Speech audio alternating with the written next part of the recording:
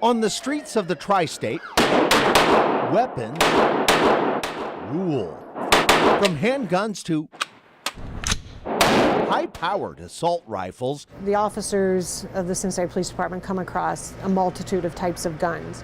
Police say they're facing ever-increasing firepower. The assault weapon type guns to the small caliber, single-shot handguns. But when criminals are caught, their weapons, that's an AK-47, are confiscated. It's a semi-auto. But what happens to those weapons after they're seized? Well, the answer to that depends on which side of the river you're on. That's right. Here in Ohio, most of the guns confiscated from criminals are destroyed. But over here in Kentucky, every gun that's seized must by law be sold. That includes guns used in violent crimes, even murder weapons. Welcome to the confiscated weapons sale at the Kentucky State Police Supply Branch, where the bidding is fast and furious. Number 38, $250, number 38. Only gun dealers can bid on these confiscated weapons and ammunition. Some dealers have traveled a long way. Where are you from? Virginia. Tennessee. Okay. Many others live closer to home. Ripley, Ohio. Nicholasville. When it was over, how was it today? It was fun.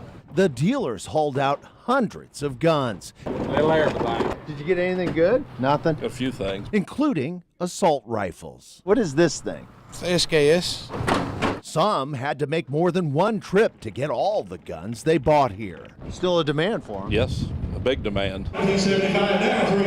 To meet that demand, Kentucky passed this law 20 years ago, which mandates all confiscated firearms shall be sold at public auction to federally licensed firearms dealers, with all money going to the state and local police. Last year, confiscated gun auctions in Kentucky brought in more than $628,000. 20% went to the state police. 80% was distributed, as required by law, as grants from Homeland Security to 5 police departments to buy bulletproof vests, guns, and ammunition for officers. We're still waiting on a full list of what was purchased and which departments benefited. Are you surprised? I am a little bit surprised. Cincinnati Police Lieutenant Colonel Terry Thege is surprised by Kentucky's law because Ohio law requires a court to approve selling confiscated firearms. Here in Cincinnati, a city ordinance simply says all weapons need to be destroyed for public safety reasons. So you have a municipal code, you have a law, you have a city law that says you must destroy. Correct. Last year, CPD destroyed 1,257 firearms. In 2016, CPD destroyed 1,142 guns. All of them melted down at a metal company that's not in Ohio. Would it be Kentucky? It might be. It might be across the river. And that is ironic. That is ironic. While police don't make policy, CPD is pleased to get rid of the guns. Just to alleviate that question of whose hands it could possibly get into, the better alternative is to destroy it. Back across the river in Newport, Police Chief Tom Collins abides by, but does not support Kentucky's mandate to sell seized guns. I'm not happy about it, and I think any law enforcement officer feels the same way. Once we get a weapon off the street, I don't really want to have to deal with that weapon again. Chief Collins is so unhappy, he won't accept money collected from that gun auction in Frankfort. So you made a conscientious decision not to get a grant from the sale of the weapons. That's correct. You must believe in that very strongly. I do. But gun dealers have strong beliefs too, even if they didn't want to talk about that on camera. But I don't really want to do interviews because I don't really like the media, no offense. And with a strong law and millions of dollars in sales, the sound of the auctioneer here will not likely be silenced anytime soon.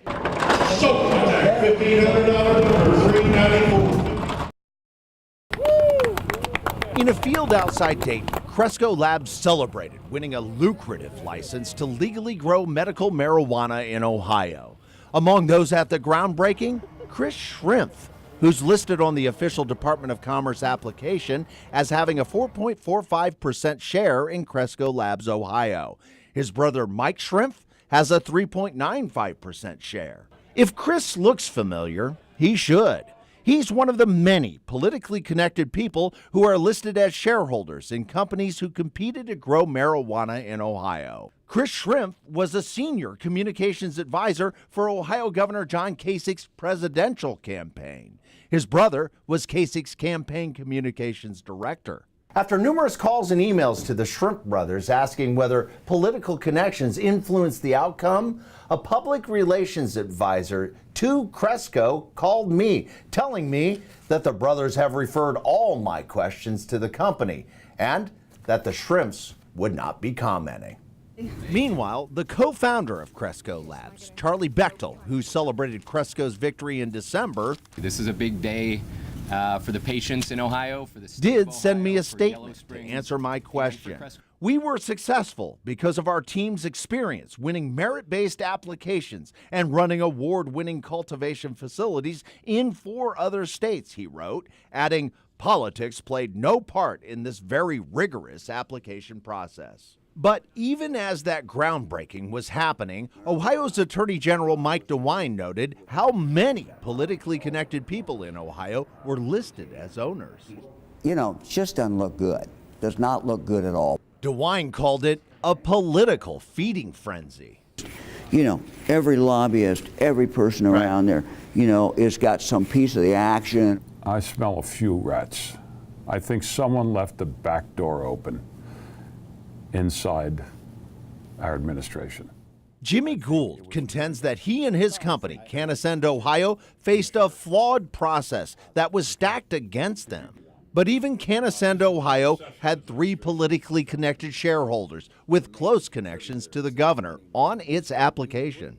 I was warned not to go into partnership with the government. I was told point blank by many people, you will not get a fair shake. Gould and 5 other companies filed this lawsuit against the state. 60 other companies so far are appealing. Meanwhile, the state auditor confirms Commerce is only now beginning to cooperate. Is Commerce cooperating in the true sense? Since Friday, the cooperation has been exemplary. What about before Friday? Less than exemplary. February 24th, 4 people from Cincinnati, Darren Elliott, Ian Overton, Stephanie Kidwell, and Amanda Meyer, are about to be arrested by troopers on I-475 near Toledo after they were stopped for speeding. Well, thank you. Everyone put their hands up on the seats for me. Inside the car, troopers find more than 10 pounds of marijuana-based product purchased just hours before from a dispensary in Ann Arbor, Michigan. The people in the car informed troopers the marijuana is medicine. And they try to show their medical marijuana cards. I have the card. Okay. Issued by this Toledo doctor. We were operating under the assumption that the law was on our side. Next thing we know, we get things in the mail, indicted on charges, and we're facing 33 years in prison. What Darren and the others relied on is something called the affirmative defense. Simply speaking, that means if Darren and the others adhered to the guidelines of the new law, there should be no legal consequences. But when it comes to this law, like so many others here at the Ohio State House, it's never quite that simple. State Senator David Burke, a pharmacist who was one of the lead legislators behind Ohio's medical marijuana law, stated in October of 2016, willing physicians are in the free and clear to recommend cannabis and would be covered by affirmative defense. You worried about the confusion this creates? No. What about the people who need it and are using it? Well, again, looking at affirmative defense, if you apply the bill to your affirmative defense, the court would have to decide whether or not you fit in those parameters. So according to lawmakers, the case of the 4 from Cincinnati is where it belongs, even if a doctor, no one else is questioning what we do except this court on this day, and his patients, I need a free to leave, thought medical marijuana cards I have the card. were enough to cover them. You have right main silent, and you say... The Fernald Preserve appears to be a perfect picture of how to clean up a high-level radioactive site. Wetlands, prairies, and woods have replaced one of the worst Superfund sites in the country. It looks pretty, it's nice, it's what we wanted, it's the lipstick on the pig. Is that what it is? Yeah, that's what it is. Tony Tetsuwari was a senior environmental scientist at Fernald. From 1996 to 2006, Tetsuwari worked on the $4.4 billion cleanup of the former Fernald Feed Materials Production Facility. And for the next decade, Tetsuwari claimed radiation remains a real threat here. Is Fernald cleaned of radioactive danger? No, sir, not at all. The primary danger lurks just below the surface. According to the U.S. Department of Energy, a 100-acre plume of uranium and other radioactive elements remains in the groundwater. There's a uranium plume underneath the site. Bill Hurdle, the site manager at Fernald, works for Navarro, a contractor hired by the U.S. Department of Energy. This plume is kind of like an ink stain on your shirt. We've pumped 40-some billion gallons of water out of this aquifer, so we've washed that shirt a bunch of times. Hurdle tells me the uranium in the groundwater won't be cleaned to safe drinking water standards until at least 2036. This is where we treat for the uranium with filtration. This is the heart of that cleanup. A water treatment plant where 23 wells pump water from the aquifer to this plant for filtration. This is what filters out the uranium. It's the ion exchange resin, and it's little tiny beads. So when this is on, you get the uranium. That's correct. But most of the time, the system is off. Last year, DOE confirms the groundwater was filtered only on 13 days. The reason? When uranium in the groundwater is less than 30 parts per billion, that's the EPA Safe Drinking Water standard, Fernald bypasses the filters and sends the uranium to the Great Miami River. It just gets pumped out, correct? It just gets pumped out to the river, that's correct. The uranium that's coming out is radioactive, correct? Yes. How much uranium is being released from the site? A little over 500 pounds per year. According to data from the DOE, 3.3 tons of uranium has been dumped into the Great Miami since 2007, the year Fernald was officially cleaned up. The uranium we're discharging to the river is dissolved in the water. Hurdle and the DOE insist all that uranium released is safe. The uranium discharges, Hurdle says, mix with background levels in the river and pose less than a 1 in a billion cancer risk. That's not significant to present a risk to anyone?